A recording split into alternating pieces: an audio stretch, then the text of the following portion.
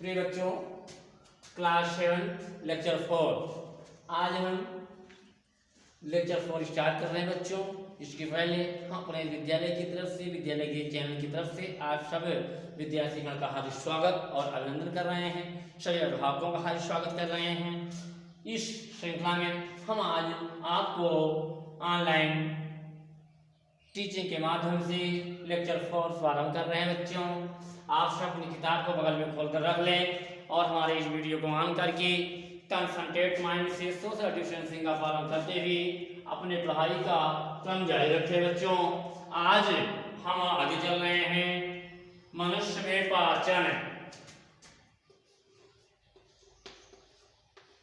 मनुष्य में पाचन, डाइजेशन इन ह्यूमन। मनुष्य में पाचन बच्चों, कैसे हम लोग के अंदर पाचन होता है उसके बारे में बताया जाएगा। पहली हेडिंग है पाचन, डाइजेशन। पाचन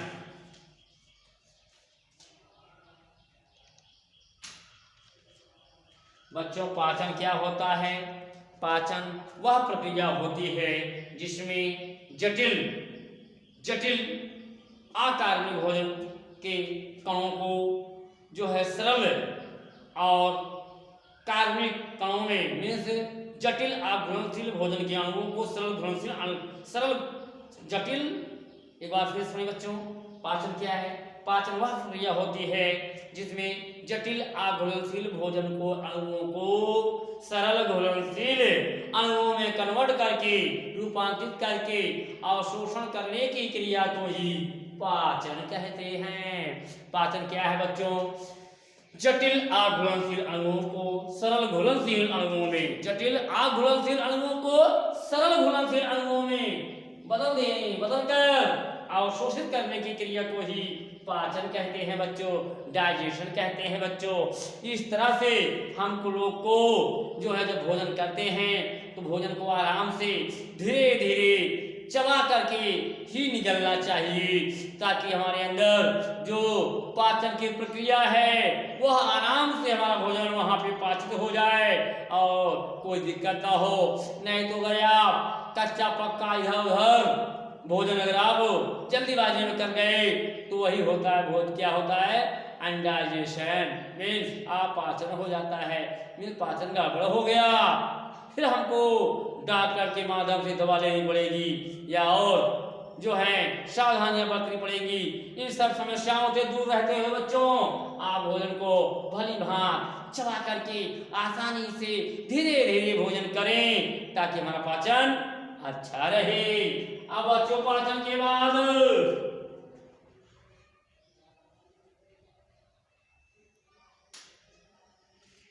और बच्चों इसमें पाचन में कई अंग भाग लेते हैं। वे अंग जो पाचन में सहायता करते हैं उनके एकत्रित रूप को ही पाचन तंत्र कहते हैं। एक हेडिंग है आपकी पाचन तंत्र। पाचन तंत्र क्या होता है बच्चों? पाचन तंत्र वह प्रक्रिया है जिसमें पाचन में सहायता करने वाले या सहायक सभी अंग एकत्रित होकर के एक तंत्र का निर्माण करते हैं जिसे पाचन तंत्र कहा जाता है, डाइजेशन सिस्टम कहा जाता है बच्चों।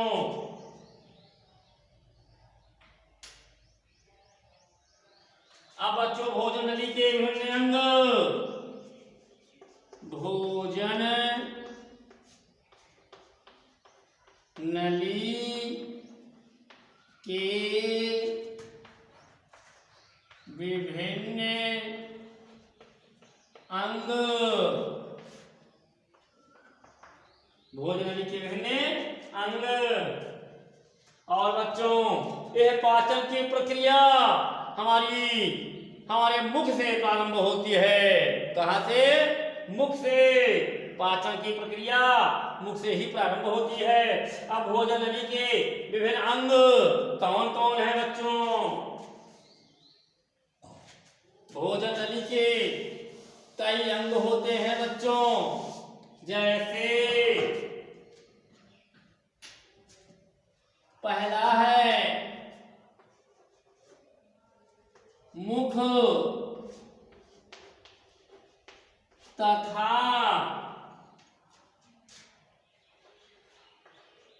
मुख गुहा माउथ कैविटी। दूसरा है बच्चों ग्रास नली।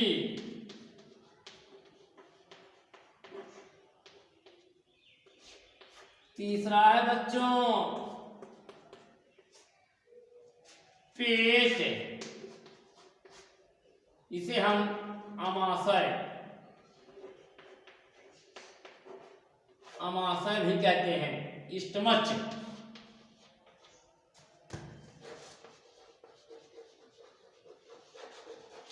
स्टमच बच्चों, स्टमच मीन्स आमाशय या पेट। चौथा है छोटी आंत।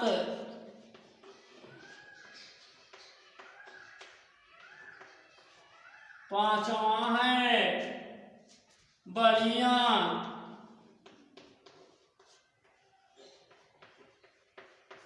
छठा है बच्चों गुदा।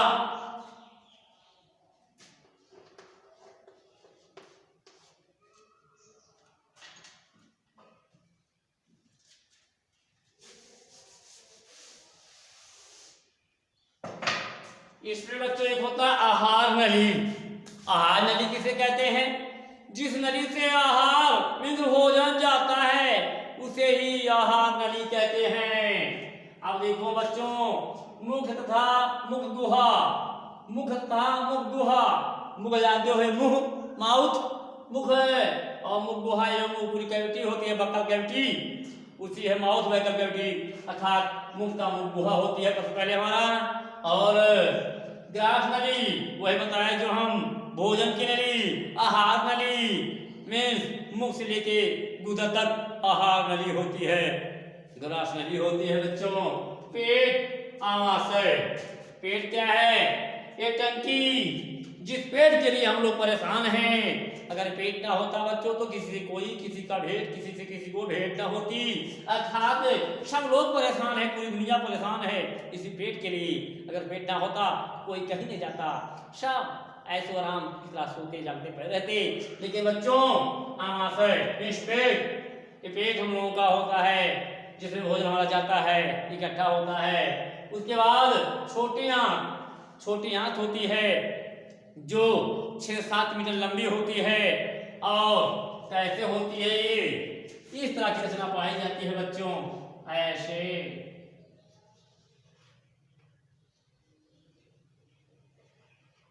छोटी आंत इस तरह की ऐसे ऐठी हुई पाई जाती है बच्चों। और छोटी आंत के बाद बड़ी आंत। क्या है? बड़ी आंत, स्मॉल इंटेस्टाइन, लार्ज इंटेस्टाइन, बड़ी आंत होती है। फिर गुदा जिसे मलाशय कहते हैं, गुदा होता है। इस तरह से कितने जो है ये पाए जाते हैं बच्चों। ये सब क्या है?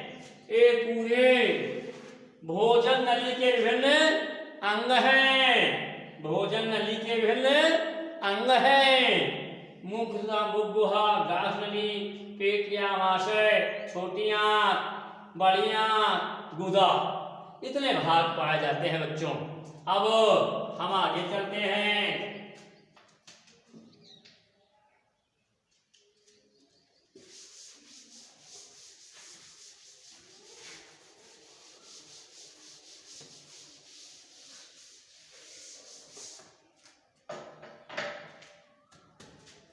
अब बच्चों भोजन नली के साथ साथ कुछ ग्रंथियां भी पाई जाती हैं।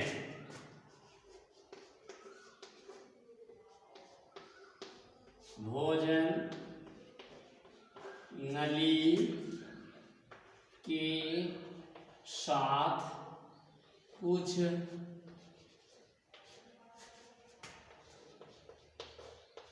ग्रंथियां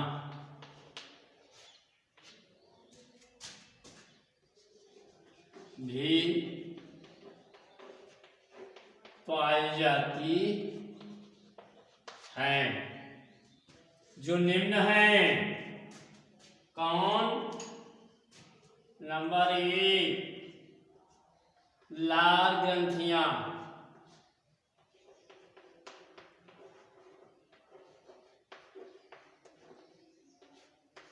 नंबर 2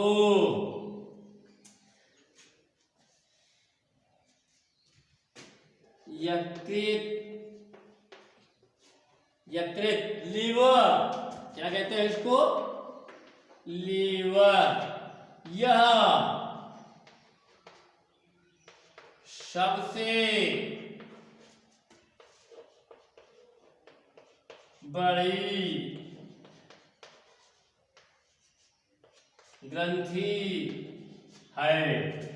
तीसरा पित्ताशय।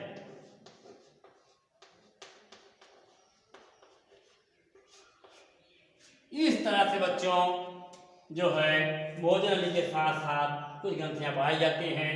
मुख्यतः 3 ग्रंथियां हैं, लाल ग्रंथियां, यकृत, लीवर जिसे बोलते हो, यह सबसे बड़ी ग्रंथि है। ये भी जनरल नॉलेज का एक क्वेश्चन होगा कि हमारे शरीर की सबसे बड़ी ग्रंथि कौन होती है? सबसे बड़ी बाह्य ग्रंथि यही है, यकृत, लीवर होता है बच्चों। और लीवर, यकृत जानते हो बहुत ही इंपॉर्टेंट हमारे शरीर का अंग है, जिसका कहते हैं जैसे पाचन नहीं होता क्या लीवर गड़बड़ है, पाचन नहीं होता कहते लीवर गड़बड़ है इसका।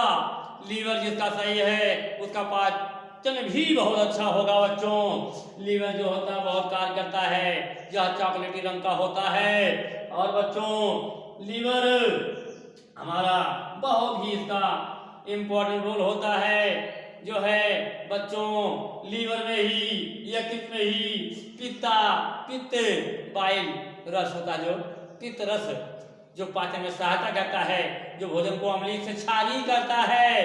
पित्त रस का निर्माण लीवर में होता है और इकट्ठा कहाँ होता है? पित्ताशय में। कोई पूछे आपसे कि पित्त रस कहाँ बनता है, ना बताना। पित्ताशय में। पित्त रस लीवर में बनता है, यकृत बनता है और पित्ताशय में इकट्ठा होता है बच्चों।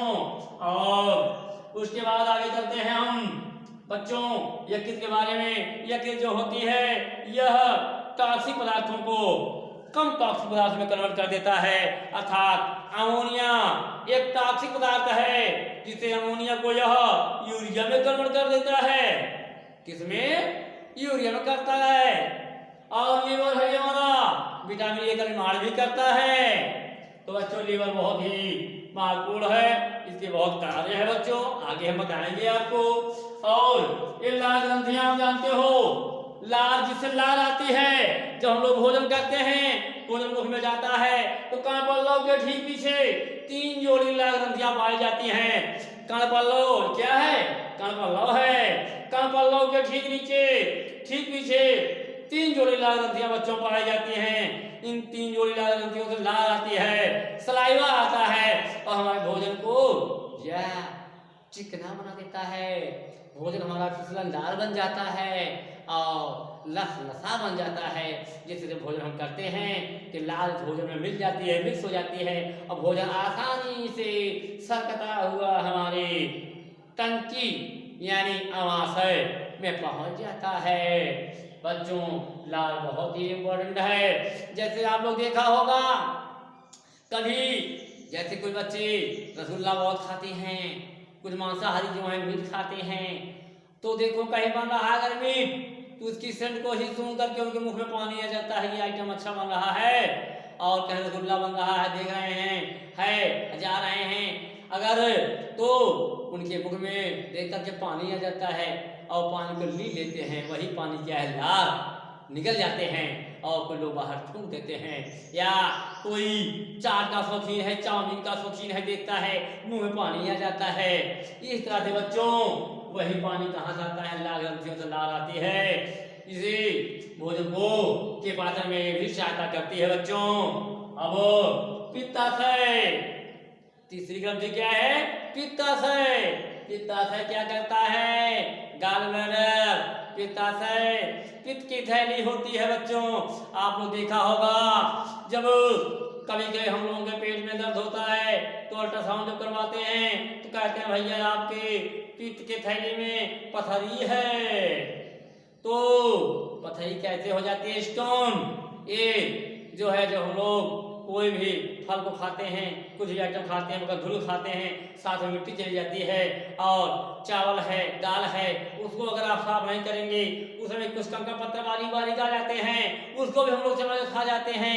ऐसे धीरे धीरे ये हमारे पित्ताशय में मिट्टी कण, बालू कण ये सब जाके जमा होते हैं और एक स्टोन, एक पथरी का निर्माण कर देते हैं। और जब बड़ी हो जाती है तो चुभने लगती है, जब चुभने लगती है तो हम लोग डॉक्टर के पास जाते हैं और जब अल्ट्रासाउंड करवाते हैं तो पथरी निकलती है 14 mm, 3 mm, 4 mm। तो बच्चों ऑपरेशन के द्वारा इस पित्त की थैली को काट के डॉक्टर निकाल देते हैं। अर्थात बच्चों एक पित्ताशय हमारी बहुत ही अच्छी ग्रंथि है, बहुत ही कार्यशील ग्रंथि है। इसलिए बच्चों कोई भी आइटम खाओ, धुल के खाओ, स्वच्छ खाओ, बढ़िया खाओ, ताकि इन सभी बीमारियों से आप दूर रहें। तो बच्चों यकृत में पित्त बनता है और पित्ताशय में इकट्ठा होता है। यकृत में बनता है, पित्ताशय में इकट्ठा होता है और पित्ताशय में पित्त इकट्ठा होकर के समय समय में हमारे भोजन को क्या करता है, पाचन में सहायता करता है। अम्लीय भोजन के अम्लीय माध्यम को क्षारीय माध्यम में कन्वर्ट करता है। बच्चों ये है हमारी कुछ ग्रंथियां, जिसमें आप देखिए लाल ग्रंथियां यकृत, पित्ताशय और लाल ग्रंथियां यकृत जो होती है लीवर, यह सबसे बड़ी ग्रंथि है हमारे शरीर में। अब आगे हम चलते हैं बच्चों।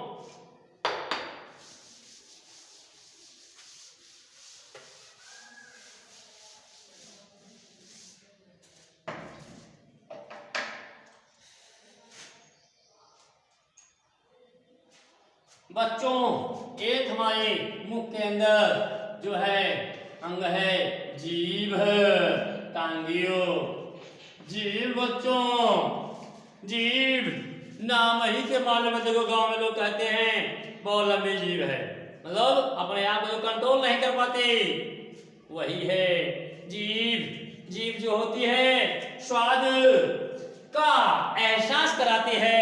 क्या कराती है?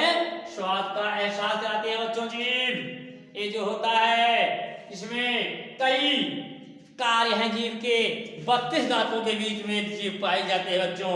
समझ लो बहुत सावधानी पूर्वक रहती है, नहीं तो 32 दांत इसको छोड़ देना, कहीं न कहीं जख्मी कर दें। अर्थात बच्चों जीभ जो होती है सलाइवा के द्वारा, लार के द्वारा हर समय भीगी हुई होती है और हर समय ये जो है लसलसी होती है और जो है कुछ इस तरह से रचना जीभ की होती है बच्चों। ऐसे जीभ हमारी एक आइडिया है बच्चों, आप लोग सब लोग के पास जीभ है और देखा होगा इसमें कई स्वाद ग्रंथियां पाई जाती हैं। जैसे हमारे अंदर स्वीट ग्लैंड पसीने ग्रंथि पाई जाती है, हमारे शरीर छिद्रयुक्त होती है और इसमें पसीने ग्रंथि पाई जाती है। आप लोग देखते हो जब हम लोग धूप में जाते हैं तो हम लोग को पसीना होता है और यही पसीने के साथ उत्सर्जित पदार्थ यूरिया भी बाहर निकलता है। आप लोग देखे होंगे जब कहीं धूप से आते हैं और पंखे नीचे या पेड़ नीचे बैठ जाते हैं तो बगल बगल ऐसे चमकता रहता है और उसको अपने पसीने को अगर आप चखेंगे तो नमकीन एहसास होगा, स्वाद होगा कि बच्चों ये यूरिया है, यूरिया जिसका सूत्र है CONH2, यूरिया है बच्चों। अर्थात हम आते हैं जीभ पे।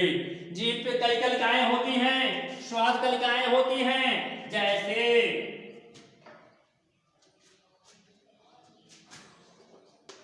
मीठा, नमकीन, कड़वा, खट्टा आदि ये सब कलिकाएं जीभ में पाई जाती हैं। कौन कौन?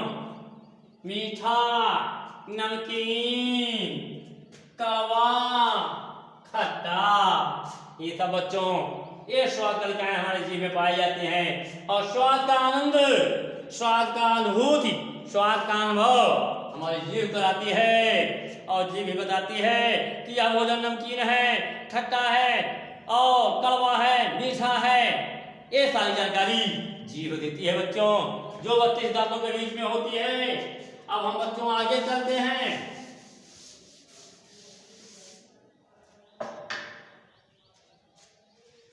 बच्चों दांत, दांत, टीथ में दांत, जो बताया आपको हम, दांत जो होते हैं। दांत कितने प्रकार के होते हैं बच्चों? मुख्यतः 4 प्रकार के होते हैं। कौन है? नंबर 1 कृंतक, नंबर 2 छेदक, नंबर 3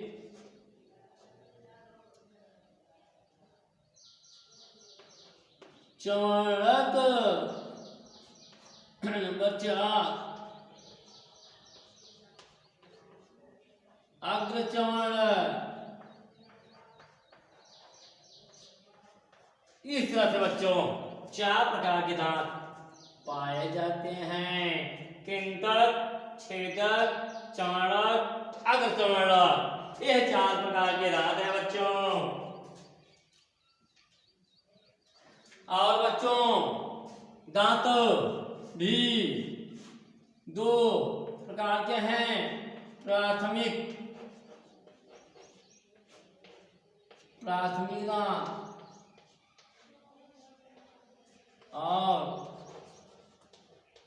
द्वितीयक दांत।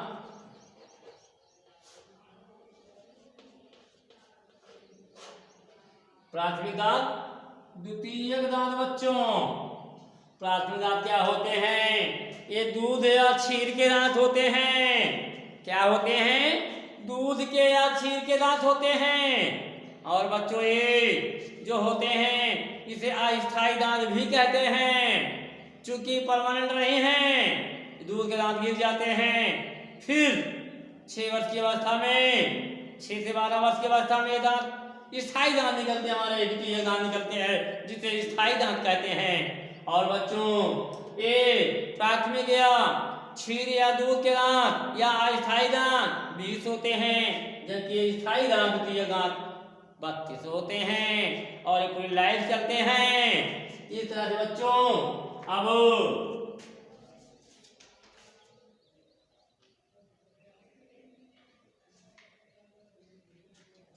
और बच्चों प्रत्येक जबड़ा, हमारा 2 जबड़ा होता है हमारे पास, ऊपरी जबड़ा, निचला जबड़ा, नीचे का जबड़ा, ऊपर जबड़ा। और प्रत्येक जबड़े में 16 दांत पाए जाते हैं बच्चों। कितने? 16 दांत, अर्थात 16 दूना 32 दांत होते हैं बच्चों। इस तरह से ये हमारे दांत हैं।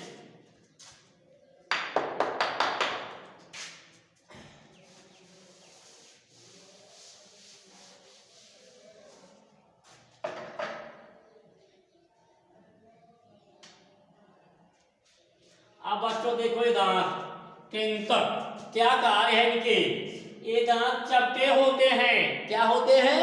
चपटे होते हैं और भोजन को काटने में सहायता करते हैं। कृंतक दांत हमारे चपटे होते हैं, भोजन को काटने में सहायता करते हैं। और बच्चों ये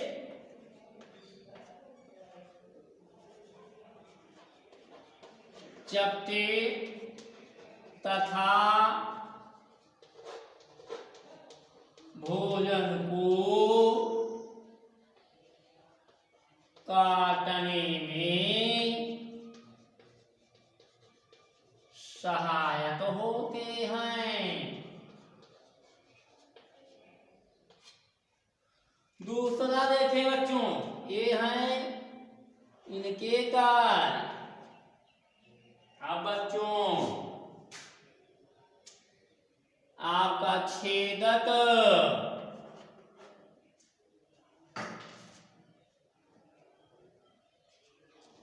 ये क्या होते हैं? छेदक ये नुकीले होते हैं तथा भोजन को फाड़ते हैं, तथा भोजन को चीरते फाड़ते हैं। ए। अब है चमड़क या अर्धचमड़क।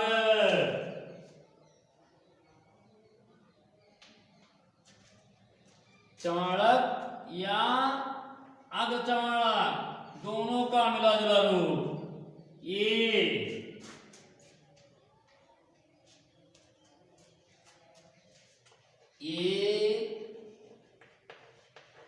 भोजन को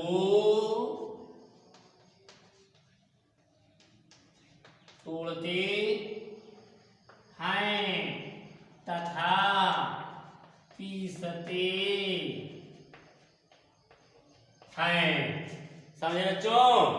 कृंतक दांत ये चपटे तथा भोजन को काटने में सहायक होते हैं। छेदक ये नुकीले होते हैं तथा भोजन को फाड़ते हैं। चमड़क और अर्धचमड़क ये भोजन को तोड़ते हैं और पीसते हैं, पीसने में सहायक होते हैं।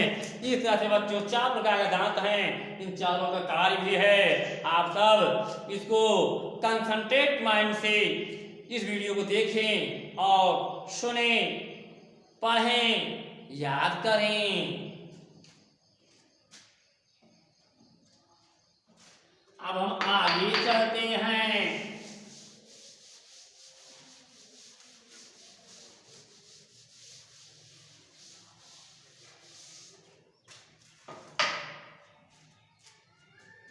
बच्चों एक शब्द है ऊर्जा। ऊर्जा एनर्जी। एनर्जी क्या है? एनर्जी ऊर्जा। ऊर्जा क्या होती है? कार्य करने की क्षमता को ऊर्जा कहते हैं बच्चों। कार्य करने की क्षमता को ऊर्जा कहते हैं। और यह ऊर्जा हमको एनर्जी कहाँ से आती है? भोजन से आती है। भोजन से हमको ऊर्जा मिलती है और नए जीव का निर्माण होता है जिससे हमारा विकास होता है। इस तरह से बच्चों ऊर्जा है। अब हम आगे चलते हैं। पशुओं में जुगाली।